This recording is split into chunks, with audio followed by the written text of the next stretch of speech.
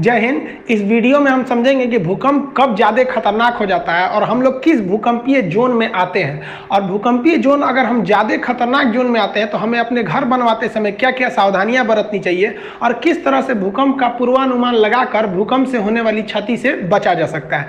देखिए, जो भूकंप शुरुआत होती है वो ज़मीन के अंदर से होती है। भूकंप की शुरुआत ज़मीन के अंदर जिस स्थान से होती है उसे हम मूल मतलब होता है फोकस, जहाँ से वो स्टार्ट हो रहा है तो उसे हम भूकंप मूल या फोकस करते हैं। ये जमीन के अंदर होता है और सबसे पहले भूकंप जो जमीन पर जहां टकराता है उसे हम लोग ईपी सेंटर कहते हैं, हिंदी में कहते हैं अधिकेंद्र। तो ये अधिकेंद्र सरफेस पर पाया जाता है जबकि फोकस जमीन के अंदर रहता है। अब जैसे यहां देखिए, यहां से भूकंप उत्पन्न हो रहा है। ये भूकंप क्यों उत्पन्न होता है ये आगे समझाएंगे। तो ये हो गया इसका फोकस और ये ऊपर जमीन है, यहाँ छोटिया खड़ी है, ये छोटुआ खड़ा है, ये सब मिलने आया था सब, तब तक भूकंप आ गया और दोनों के बीच में जाके टकराया भूकंप। तो ये जगह हो गया ईपी सेंटर अधिकेंद्र। यहीं पर सबसे ज्यादा नुकसान होगा। इसके जैसे जैसे इस एरिया से दूर जाते जाएंगे नुकसान थोड़ा सा घटते जाएगा। अब नेपाल में आया था जो भूकंप, उसका ईपी सेंटर नेपाल में था और यूपी बिहार उससे सटे थे, इंडिया का नॉर्थ इंडिया का ऊपर एरिया, उसको भी हिला दिया, लेकिन नेपाल को तो तबाह ही कर दिया। तो कहेगा सबसे ज्यादा क्षति कहां होती है, तो ठीक ईपी सेंटर के पास। ईपी सेंटर से सर्किल में दूर जाते जाएंगे तो उसकी इंटेंसिटी, तीव्रता घट जाती है। अब जो भूकंप इतना हिला क्यों देता है, तो भूकंप की जो ऊर्जा होती है उस ऊर्जा को हम प्रत्यास्थ ऊर्जा कहते हैं। ये प्रत्यास्थ ऊर्जा जो होती है यही पृथ्वी को हिला देती है और ये तरंग के रूप में निकलती है, वेव के रूप में। इसमें 3 तरह के तरंग निकलते हैं। पी सबसे पहले पहुंचेगा इसलिए प्राइमरी नाम दे दिया गया, एस सेकेंडरी सेकेंड में पहुंचा और लास्ट में पहुंचा एल तरंग, इसे लव तरंग कहते हैं क्योंकि इसकी खोज एचडी लव ने किया था। तो भूकंप से निकलने वाले कुल 3 तरंग होते हैं। अब इसमें कई चीजें आपको समझना पड़ेगा, किसका आयाम ज्यादा, किसकी फ्रीक्वेंसी ज्यादा, किसका तरंग दैर्घ्य ज्यादा, किसकी स्पीड ज्यादा, किसका घनत्व, मतलब हर चीज को समझिए आप। देखिए, प्राइमरी वेव का जो स्पीड होता है वो 6 किलोमीटर पर सेकेंड होता है, 1 सेकेंड में 6 किलोमीटर चली जाती है। और जो सेकेंडरी यानी द्वितीयक तरंगे होती है उसकी स्पीड 3.5 किलोमीटर पर सेकेंड होती है और जो लव तरंगे होती हैं, एल तरंग, उसकी जो स्पीड होती है वो 1.5 किलोमीटर होती है।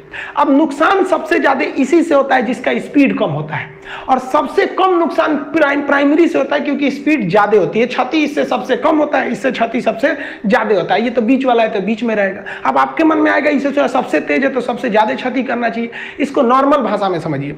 आप जब किसी से दिल लगाते हैं तो अगर मान लीजिए किसी से आप दिल लगाने गए और बहुत हाई स्पीड में दिल लग गया, एक के बार मुलाकात हुआ, तुरंत फोन नंबर मिल गया, 1-2 दिन बात हुआ, बहुत अच्छा, तब तक आप देखें कि ले भाई साहब 2 बजे रतिया को उसका मोबाइल बिजी आ रहा है, तो आपको एगो क्षति होगा ना, बहुत तकलीफ होगा। लेकिन इससे आपको ज्यादा तकलीफ नहीं होगा, कहेंगे 2 दिन तो हुआ था मिलते हुए, जाओ है आओ जाओ, तो इससे ज्यादा तकलीफ नहीं होगा। लेकिन अगर उसकी आने की स्पीड, जिससे दिल लगा रहे हैं, उसकी स्पीड थोड़ी कम रहेगी, धीरे धीरे आएगा। मान के चलिए कि एक थोड़ा सा पीछा किए, घर कहाँ है, भाई क्या करता है, ये क्या करता है, 2-3 महीना का समय लग गया, अब बड़ी मुश्किल से नंबर मिला और 2-3 महीना बात हो गया, तब जाके पता चला ससुरा दूसरे से फसल है, तो इसके तुलना में इसमें क्षति ज्यादा लगेगी क्योंकि आपने ज्यादा वक्त दिया है, थोड़ा धीरे धीरे स्पीड से आप आगे बढ़े थे, तो तकलीफ थोड़ा ज्यादा होगा दिल टूटने में।